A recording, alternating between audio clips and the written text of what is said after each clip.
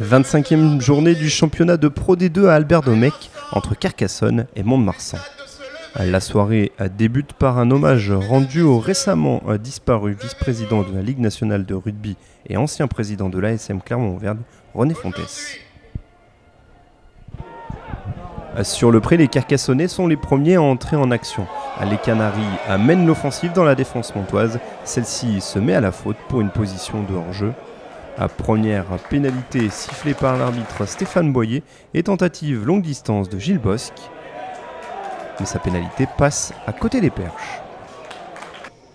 L'ouvreur a vite l'occasion de scorer sur une nouvelle faute des Montois sur un maul carcassonnais, 3-0, puis 6-0 sur une nouvelle tentative de Gilles Bosque. Les Landais réagissent grâce à l'exercice de la mêlée fermée. Ils récoltent une pénalité. C'est l'arrière Johan Laous Aspiassou qui tente celle-ci. Longue distance, il enquille 6-3. Les Carcassonnais tentent tout de même de progresser suite à cette charge de Bakary Meïté. Damien Hanon fait rebondir l'action. Il a vu du soutien sur le côté gauche, mais la transmission n'est pas assurée. En avant. 6-3, c'est le score à la pause en faveur de Carcassonne. Au retour des vestiaires, Johan Laous Aspiassou remet les deux équipes à égalité sur une nouvelle pénalité. Dans ce match verrouillé, les Carcassonnais tentent de faire sauter la défense adverse par l'exercice du groupé pénétrant. Ce maul progresse bien, finit par aller au sol. Hanon cherche à jouer, mais un joueur montois est à la faute.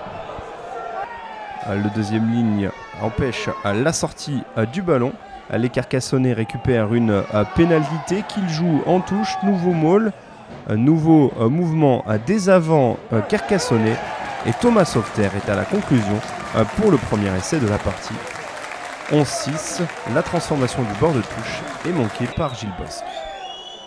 Pour répondre, Steve Schingler tente une pénalité très longue distance. Elle passe, 11-9. Les Carcassonnais s'en remettent à nouveau à leur exercice de maul. Mais le pilier gauche remplaçant Antoine Fournier est sanctionné d'un carton jaune pour avoir laissé traîner ses crampons. Un nouveau démarrage des Montois qui cherchent à arracher la victoire avec Poligno, puis le relais de Leandro Cedaro. Mais celui-ci s'est servi de son avant-bras pour progresser, c'est un carton jaune. Le score ne bouge plus. 11-9, victoire de Carcassonne et point de bonus défensif pour Mont-de-Marsan.